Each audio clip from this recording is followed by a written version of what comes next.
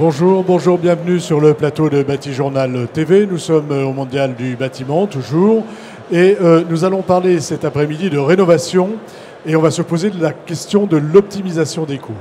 Avec moi, Pascal Asselin, bonjour. Bonjour. Vous êtes président de l'Intec. Est-ce que vous pouvez nous faire un petit panorama, enfin, nous dire un petit mot sur l'Intec? Alors l'Intec, c'est l'Union nationale des économistes de la construction. C'est le seul syndicat professionnel qui représente cette profession. Nous sommes 8500 entreprises en France. Et puis, nous travaillons dans le secteur du bâtiment, aussi bien de la conception jusqu'à la réalisation. Et jusqu'à la rénovation. Et jusqu'à la rénovation, bien évidemment. En face de vous, Jean-Pierre Bosquet, bonjour. Bonjour. Vous êtes architecte à Auxerre, en Bourgogne, c'est ça? Oui, oui. Et vous êtes aussi architecte, le président des architectes contractants généraux. Qui sont les architectes contractants généraux? Tout à fait.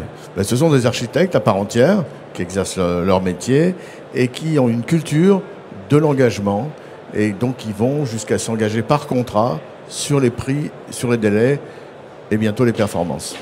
Voilà, donc si on parle d'optimisation des coûts, j'ai l'impression qu'on a des bonnes personnes.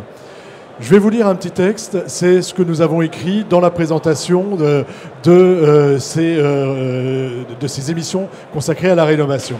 Adapter et rénover le parc existant dans le respect de son intégrité architecturale reste un enjeu majeur dans l'amélioration des performances environnementales du secteur du bâtiment. Et Jean-Pierre Bosquet, ce petit texte vous a fait réagir. Oui, il m'a fait réagir. Il y a évidemment quelqu'un qui manque dans ce texte, c'est l'habitant. On n'en parle pas, on parle du parc existant. C'est un peu dur ce mot. De l'intégrité architecturale, bon, le bâtiment a sans doute, l'architecture est à respecter dans certains cas ou à valoriser, mais le client, l'habitant surtout, où est-il là-dedans? Les performances environnementales sont importantes, mais l'habitant, encore une fois, il devrait être au centre. Et on rénove non pas un bâtiment, on change un lieu, une histoire, et on en fait un autre lieu pour la famille. Donc pour l'individu, pour la famille qui va y habiter à nouveau d'une manière différente. Donc c'est extrêmement important et c'est ce qui, pour moi, pour nous, empêche le développement de cette filière. On a un consensus tous sur le fait que c'est important de rénover, il faut le faire, mais on n'arrive pas à déclencher le marché, comme on dit, à massifier les mots. On n'arrive pas à massifier, le mot n'est pas joli, mais rien n'est joli. on veut massifier. Ah non, non, c'est terrible. C'est terrible. Mais on a abordé le problème sous un angle uniquement technique. On n'y arrive pas. Pourquoi? Parce que ce n'est pas un acte technique. Alors qu'est-ce que c'est, si ce n'est pas technique? C'est un acte qui concerne l'ensemble du bâtiment, l'ensemble de la vie de la famille et de l'individu. Alors, pour aller plus loin, le coût, puisque le thème, c'est optimiser les coûts. Le thème, c'est optimiser les coûts. Mais les coûts, on les voit sous un angle technique. Alors bien sûr, c'est important, l'aspect technique, comptable, les travaux, les diagnostics, les honoraires de maîtrise d'œuvre, s'il y en a, etc. La TVA, tout ça, c'est extrêmement important. Les aides aussi. Mais ça fait peur et ça coûte cher. Bien sûr, ça coûte. Mais on ne parle jamais du reste. On ne parle que... Et on ne sait pas quantifier le reste. Et le reste, c'est quoi? C'est le bénéfice? C'est le bénéfice pour l'habitant? C'est tous les bénéfices clients. Ce sont tous les bénéfices clients. Donc les bénéfices clients, bien sûr, c'est d'abord les usages. On va changer la façon d'habiter la maison, le logement. C'est très important. La relation avec le dedans-dehors, les nouveaux espaces qu'on va créer, ça c'est extrêmement important. Et puis, bien sûr, le confort. Le confort, on va parler de confort thermique, confort d'hiver, confort d'été, ces choses-là. La santé, qui devient un phénomène qui va nous bouleverser. On sait maintenant qu'il faut on va bientôt plus rouler au diesel. On ne sait pas encore ce qui nous attend dans 5 ans dans le bâtiment, mais la qualité de l'air, c'est extrêmement important. Les polluants, ces choses-là. Et puis la valeur verte. La valeur verte, quel système de chauffage je mets en place? Est-ce que ça me rendra dépendant du carbone ou est-ce que je mettrai des énergies renouvelables? Est-ce que je peux changer les choses? C'est extrêmement important. La valeur verte, c'est rénover, c'est pas changer de lieu, donc des déplacements qui sont minimisés par rapport à toutes mes habitudes. Et puis la valeur patrimoniale, bien sûr. On ne parle pas de la valeur accrue du bâtiment. Et là, il y a encore quelque chose qui est pire que le diesel, c'est qu'il y a des logements qui ne se vendent plus maintenant. Dans les zones moins tendue. Oui, on ne parle pas de la région parisienne. Ouais, bien sûr, on ne parle pas de l'île de on France. parle de la Bourgogne, par exemple, de la Franche-Comté. On parle de la France en général. On parle de la France en général. Et je connais des copropriétés, je connais bien des endroits où on n'arrive plus à vendre. Des maisons qui sont un peu excentrées, c'est fini. Il y a une perte de valeur. Donc bientôt, si vous n'aurez pas, non pas l'étiquette, c'est pas suffisant, mais une espèce de vision de la qualité du logement, vous ne le vendrez pas. Donc avant de parler d'optimisation des coûts, parlons d'optimisation des bénéfices. Bien entendu, c'est absolument indispensable. Et il faut une façon de le faire. Il faut imaginer un guide, parce que, encore une fois, l'habitant est au centre. Et c'est lui le premier acteur. Il est sur place, il le vit, son logement, il est le premier observateur, et il faut qu'il exprime ce dont il a besoin. Alors bien sûr, il a besoin de guides avec lui. Alors est-ce que ce sont des guides qui sont des guides littéraires, j'allais dire? Est-ce que ce sont des livres? Est-ce que ce sont des guides numériques? Est-ce que c'est des nouveaux outils numériques assistés? Est-ce que c'est physique? Est-ce que ce sont une maîtrise d'œuvre, des entreprises? Il y a plein de solutions qui doivent s'adapter à la demande. Mais en tout cas, il a besoin d'un guide et c'est par lui que ça passera. Alors, est-ce que vous êtes d'accord avec ce diagnostic un petit peu? Enfin, en tout cas, est-ce que ça vous parle à vous, économiste? D'abord, en tant qu'économiste, bien évidemment, ça me parle. En tant que citoyen, c'est une évidence. Le logement en France, c'est un lien social indéniable pour fonder sa famille, pour pouvoir travailler dans des conditions correctes quand le logement est correct, pour pouvoir recevoir aussi ses amis, sa famille. Donc, évidemment, je veux dire, c'est la pierre angulaire, à savoir l'usager, le propriétaire, c'est lui qui doit être au centre du débat. Alors, une fois qu'on a dit ça, on parle de coût. Alors, écoutez, ça tombe bien, logiquement, je suis professionnel des coûts. Voilà. Alors, le coût, c'est une donnée assez rigolote, parce que c'est une donnée qui change tous les ans, tous les mois, toutes les semaines, voire toutes les heures. Et ça cristallise l'esprit des gens en disant « ça coûte cher ». Mais qu'est-ce qui coûte cher? Je vais vous poser la question. Qu'est-ce qui coûte cher dans une rénovation? Est-ce que ça coûte cher? Et qu'est-ce qui coûte cher dans une rénovation? Eh bien, je dirais, c'est quoi votre objectif, monsieur le client? Vous voulez rénover votre cage d'ascenseur, votre porte-palière ou votre intérieur pour que le niveau sonore baisse, pour que le confort thermique soit acceptable? Enfin, c'est un tout. Donc il faut d'abord savoir ce que je veux, en fait. Exactement. Et je pense qu'aujourd'hui, vous voyez, c'est marrant, on a un retour d'écran là. Vous voyez le petit écran là? Il fait, je sais pas, peut-être un demi-mètre carré, 0,75 mètres carrés. Et là, on est en train de parler sur un terrain de foot. Et c'est ça qui est passionnant.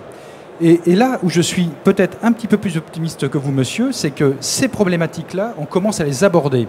Notamment sur des choses assez pragmatiques, comme l'expérimentation de la future réglementation énergie plus, carbone moins, dans laquelle on sera obligé de faire des analyses cycle de vie des matériaux. Donc ça veut dire, in fine, des cycles de vie des bâtiments et des gens qui vont vivre à l'intérieur. On s'aperçoit parfaitement, notamment pour les gens qui exploitent leurs bâtiments dans les logements, ils n'ont qu'une chose en tête, c'est de faire en sorte que ça coûte moins cher, mais que l'usager soit content aussi, soit satisfait du produit. Sinon, ils en payent les conséquences en termes de gestion. Donc je ne pense pas qu'il y ait un monde qui est dressé les uns contre les autres. Je pense que c'est un paradigme qui commence à rentrer dans la tête des professionnels du bâtiment. Et ce qu'on a construit, je veux dire, depuis 20 ans, 40 ans, voire 50 ans juste après la guerre, on commence à avoir une autre vision des choses. Et d'ailleurs, si on a un débat ouvert aujourd'hui là-dessus, c'est que ça y est, on est dedans. On est dedans. Donc on ne s'est pas tout à fait trompé en voulant optimiser les coûts d'une rénovation, mais en remettant quand même l'usager au cœur et savoir avant tout ce qu'il veut. Ce n'est pas une rénovation, ce n'est pas essentiellement technique. C'est aussi du ressenti, c'est aussi du confort, c'est toutes ces choses-là. Vous êtes d'accord, je crois, tous les deux là-dessus? Je suis entièrement d'accord, mais ce n'est pas non plus l'open bar. Quand on est professionnel, faut savoir expliquer les choses. Voilà. Alors, j'en reviens quand même à ma question sur l'optimisation des coûts d'une rénovation. Est-ce qu'on optimise de la même manière selon que je suis... On va parler de logement uniquement, mais est-ce que j'optimise de la même manière selon que je suis HLM, selon que je suis promoteur ou investisseur, ou selon que je suis particulier, où les choses sont très différentes finalement? Mais j'imagine qu'elles sont différentes. Qui veut... Oui, elles sont forcément... Enfin, le client est au centre encore une fois, donc le client, est-ce que c'est moi qui suis particulier? Est-ce que c'est moi qui suis locataire? Ou est-ce que c'est moi qui suis promoteur? Effectivement, il y a des approches totalement différentes, des logiques et des objectifs totalement différents. Mais globalement, la question est la même. Ce sont les priorités qui sont différentes. De votre côté? Bien sûr, je vais rebondir là-dessus. Le promoteur, il a un objectif très clair, c'est de vendre ses logements le mieux possible avec la meilleure marge. Et c'est complètement légitime, c'est son métier. Après, son métier aussi, c'est de vendre des bons produits pour qu'il ait des clients qui puissent les accepter parce qu'il y a de la compétition. Et ça, je dirais, c'est vertueux. Maintenant, le bailleur social qui, lui, exploite ses bâtiments, c'est un autre paradigme. Et aussi, c'est une autre logique puisque c'est extrêmement réglementé dans sa façon de fonctionner, y compris à l'intérieur de ses opérateurs. Donc, voilà, il y a plusieurs logiques, mais je pense qu'au centre de ces logiques, l'usager, il doit y retrouver son compte. En tant qu'économiste, hein, vous vouliez réagir? Vous vouliez dire quelque chose? Non, je réagissais plutôt à ce que vous avez dit tout à l'heure. Effectivement, il faut d'abord que le client, pour optimiser les coûts, il faut d'abord que le client exprime ce dont il a envie. Et pour optimiser les coûts, pour qu'il l'exprime bien, il faut anticiper. C'est-à-dire qu'il a une vision de son logement qui soit, de son habitat, de son logement, qui soit antérieure au moment où il a besoin réellement de rénover, qu'il ait le temps de la réflexion. Parce que c'est complexe, c'est très complexe, un logement. Il y a tout. Bon, on peut le voir ici dans le mondial du bâtiment, c'est excessivement il y a de la complexe. conception. Et puis les professionnels, j'ai envie de dire, les professionnels, ils sont là et ils se forment et ils s'améliorent. Les solutions techniques, l'innovation est au cœur de tout le secteur du bâtiment, l'a bouleversé ces temps derniers. Donc, pas dire qu'on est prêt, mais il y a vraiment des solutions. Mais il faut les anticiper. Donc anticipons, et maintenant je m'adresse vraiment à l'économiste. Lorsque vous avez, alors on ne va pas parler de maison individuelle peut-être avec vous, mais lorsque vous avez un projet de rénovation, qu'il soit de rénovation thermique ou autre, sur quel levier agissez-vous pour optimiser ces fameux coûts? Une fois qu'on a bien compris ce que voulait le maître d'ouvrage. Alors, quand le maître d'ouvrage a bien défini ses besoins, vous savez, un coût, c'est quelque part, c'est pas très compliqué, c'est de la main-d'œuvre et des matériaux qu'on multiplie et on obtient un prix de revient.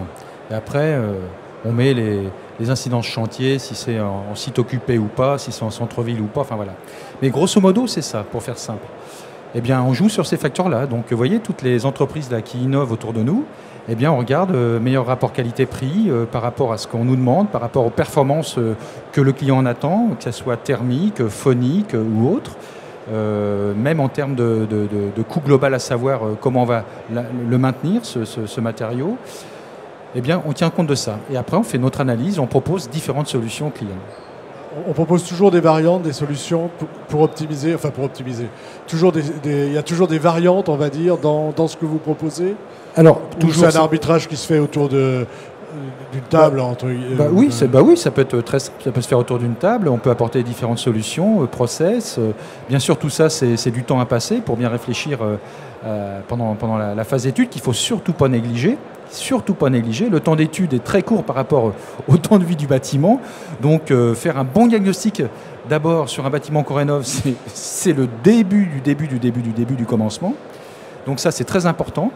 Et puis, bien entendu, répondre, je dirais, aux réglementations en matière de déconstruction quand il faut curer le bâtiment, que ce soit le plomb, l'amiante, qui impactent quand même de façon significative aujourd'hui les rénovations. Mais sorti, je dirais, de ces problèmes-là qu'on arrive à identifier, effectivement, il faut discuter avec son client pour trouver la meilleure solution possible en termes de délai et de coût. Parce que ces délais, souvent, sont très importants. Et les délais aussi, pour eux, sont des coûts. Ah bah bien sûr, délai d'exploitation, délai de mise en service et ainsi de suite, même pour les entreprises. Effectivement, aujourd'hui, ce qui a le vent en poupe, c'est quand même les filières sèches ou alors les filières de préfabrication, soit in situ, ça peut exister aussi, ou soit bien sûr en usine. Pour optimiser les coûts, l'architecteur, il fait comment? D'abord, il monte une équipe, c'est évident, pour pouvoir s'engager, surtout souvent en milieu occupé, en tout cas en milieu peut-être libéré, mais pas le moins longtemps possible. Il faut absolument être efficace, il ne faut pas superposer les interventions, il faut qu'elles se coordonnent parfaitement, et il faut qu'il y ait une équipe qui soit formée avec l'ensemble des spécialités rassemblées suivant la rénovation qui est préparée. Donc, l'architecte, il a un rôle extrêmement important dans l'anticipation, dans l'écoute du client, on en a suffisamment parlé, dans l'anticipation, mais aussi dans la maîtrise de l'équipe qui va réaliser les travaux et de la relation de cette équipe avec le client aussi. Parce que à tout moment, il peut y avoir des modifications, des demandes d'évolution du projet, compte tenu de ce qu'on rencontre parfois et qui n'était pas tout à fait prévu. Bien sûr. Donc, j'allais dire du coup, ce qui n'est pas très joli, mais ça augmente le coût et donc il faut faire très attention à ça aussi. Bien entendu, bien entendu. L'optimisation des coûts, est-ce que, enfin, le coût, j'imagine que pour tous vos clients, ça peut être un barrage, mais encore plus pour le particulier, comment j'en reviens sur ces histoires de bénéfices-coûts, hein, on va dire, comment on arrive à convaincre éventuellement le particulier, ou en tout cas à lui dire, voilà, on a fait le maximum, voilà le prix, mais ça peut vous paraître cher. Mais on va vraiment optimiser le bâtiment, on va vraiment optimiser les bénéfices. Comment on convainc? Histoire de massifier un petit peu. J'ai deux réactions. La première, en sachant moduler. Je veux dire, c'est pas tout ou rien. Il peut y avoir des solutions alternatives, des options, des choses à prendre tout de suite ou à faire plus tard, à condition qu'elles ne gênent pas ce qui a été fait, enfin qu'elles ne détruisent pas ce qui a été fait en premier. C'est la première raison qui peut aider à la décision. La deuxième, c'est de considérer non pas l'instant T, c'est-à-dire le coût de l'investissement là aujourd'hui, point à la ligne avec quelques aides éventuellement, mais c'est de regarder le coût du bâtiment sur la durée. Les coûts d'entretien qui seront, les coûts de consommation, les coûts d'entretien qui seront réduits, et de regarder et encore une fois la valeur patrimoniale qui augmente. La valeur patrimoniale, la maintenance, hein, pas la valeur de la maintenance, mais en tout cas ce que coûte la maintenance du bâtiment, qu'on soit particulier ou qu'on soit promoteur ou HLM, c'est la même chose, ça a un coût. Donc faire attention à tout ça si on raisonne en coût global. C'est pas faire attention, c'est le mettre en évidence d'une manière claire, c'est communiquer dessus d'une manière extrêmement claire, extrêmement forte. Et ça, je peux vous dire que ça emporte, ça interpelle, ça pose beaucoup de questions aux habitants et ça peut emporter la décision. Monsieur Asselin, on a l'habitude en France d'avoir beaucoup de dispositifs qui permettent d'abaisser les coûts et peut-être de les optimiser. Est-ce que ça, c'est suffisant pour... on parlait de massification tout à l'heure, et donc peut-être que le coût d'une rénovation est quelque chose qui empêche cette massification.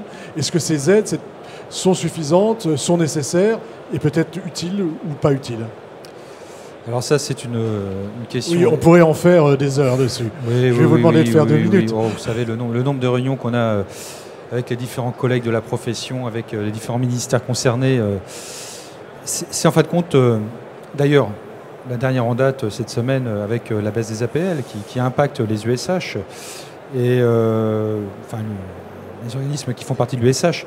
Mais il faut savoir qu'on parlait de 5 euros de baisse de loyer. C'est pas 5 euros, c'est à peu près 60 euros qui les concernent. Donc c'est très impactant.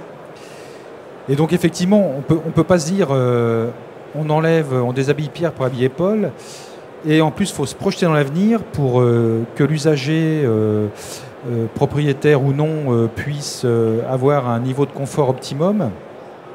En même temps, on a la loi de la rénovation énergétique du patrimoine qui impacte tout ça, et on sait très bien que suite à la COP21, il faut qu'on y aille à puissance 2. Bah, tout ça, effectivement, ça coûte, et qui paye? Quel est en fin de compte, on essaye de chercher le cercle vertueux économique pour que tout ça s'enclenche. Et c'est très compliqué parce que dès qu'on touche un paramètre, c'est un autre qui bouge, en plus ou en moins. Alors, moi je dirais il faut d'abord cultiver les gens à ce paradigme qui vient et je veux dire, il n'y a pas d'autre solution. De passer par cette case de rénovation énergétique du patrimoine, ça va coûter. Est-ce qu'on peut étaler ces investissements dans le temps avec différents organismes, différents particuliers peut-être? Une chose est sûre, c'est que le citoyen moyen français est exsangue au niveau de l'accessibilité. Et donc quand on enlève par exemple le pass accessibilité au niveau de l'APL, c'est 65 millions d'euros d'investissement, c'est pas grand-chose au niveau de la France. C'est beaucoup 65 millions, mais au niveau de la France, c'est pas beaucoup. C'est 35 000 logements propriétaires qu'on supprime. Tout ça pour vous dire que c'est C'est impressionnant. Voilà, Il suffit même si on d'une bouge toute une petite pichenette pour que d'un seul coup, le marché se déclenche. Voilà. Sur cet aspect, perfusion. Ah, c'est pas beau être perfusé, hein, c'est pas beau. C'est très français, hein, mais c'est vraiment... L'image est pas belle. Comme le mot rénovation, d'ailleurs, mais on pourra en parler. Moi, ce qui me vient, c'est... Voilà, on veut lancer une technique, une solution, il faut isoler, il faut faire du photovoltaïque, et d'un seul coup, il y a un effet d'aubaine, et on emmène des subventions, des aides ou des solutions fiscales. Il me semble que, en cohérence à ce qu'on vient de dire, c'est avant qu'il faut donner, il faut aider. C'est dans l'anticipation. Donc, moi, je propose tout simplement qu'il y ait un élément de... Alors, j'aime pas le mot diagnostic, un élément de vision globale du logement qui soit mis en place en anticipation, que ce ne se fasse pas au moment où on en a besoin, mais avant. Et par exemple, l'acquisition, on a parlé aussi de travaux obligatoires au moment de la transaction, oui, au moment de l'acquisition. Oui. Est-ce que, alors les travaux obligatoires, là non plus, le français n'aime pas bien, c'est assez logique d'ailleurs, parce que ça peut tomber un peu brutalement et n'importe comment. Par contre, avoir à ce moment-là une aide, enfin en tout cas un élément déclenchant pour faire ces travaux, pour faire cette anticipation, pour avoir ce regard global sur le logement et pouvoir savoir ce qui va se passer derrière, ou ce qu'on doit faire, ou ce qu'on peut faire derrière, ça serait particulièrement important. D'accord. Alors on arrive un petit peu au terme de notre échange. Je vais vous demander à tous les deux une conclusion sur cet aspect à la fois d'optimiser, mais j'ai bien compris qu'on était bien au-delà d'optimiser un coût et qu'on pourrait y passer des heures. Hein. Donc je vais vous demander une petite conclusion rapide sur un point que vous voulez mettre en avant et pour bien faire comprendre les enjeux et puis à la fois la nécessité de remettre l'usager au cœur. Alors pour conclure, bon, c'est assez large conclusion. Bon, ce que je pourrais dire, c'est que le coût, intrinsèquement parlant, c'est pas compliqué à optimiser. Le coût social, c'est bien plus compliqué. C'est ce qu'on vient de débattre tous les deux. Et on parle de coût global, et je pense qu'il faut se donner le temps aussi de la culture du coût global et savoir que ça va prendre un peu de temps. Parce que jouer au bonus-malus rapidement, ça peut être une catastrophe. Je pense notamment aux gens qui sont en fin de vie, en fin de parcours, qui ont besoin pour leur dépendance de vendre leur pavillon. Si leur pavillon devient, par exemple, invendable, quid ? Invendable parce que pas aux normes. Hein, pas aux normes, et suite à la réglementation, bonus-malus, on vous interdit. Voilà. Donc je pense que voilà. malheureusement, moi je pense que ça va prendre du temps. Là, c'est un vrai enjeu social. C'est un vrai enjeu de société. Eh bien, on a entendu dire qu'en 2040, toutes les voitures fonctionneront sans carbone, l'hydrogène, l'électricité, etc. Moi, je propose qu'en 2025, date à confirmer, tous les logements aient leur carte santé et qualité de vie qui permettent d'analyser leurs attentes, leurs besoins et leurs possibles évolutions. Une carte vitale pour le logement. Une carte vitale pour le logement. Merci messieurs d'être venus jusqu'à nous pour parler d'optimisation des coûts d'une rénovation. Et encore une fois, on est allé bien au-delà et c'est bien autre chose que ceci. Hein. On touche vraiment au social, on touche vraiment à l'humain. Merci beaucoup. Une émission à retrouver donc sur le site de Bâti Journal TV et sur le site de notre partenaire France Bois Forêt. À bientôt, au revoir. Merci messieurs. Merci. Merci, au revoir.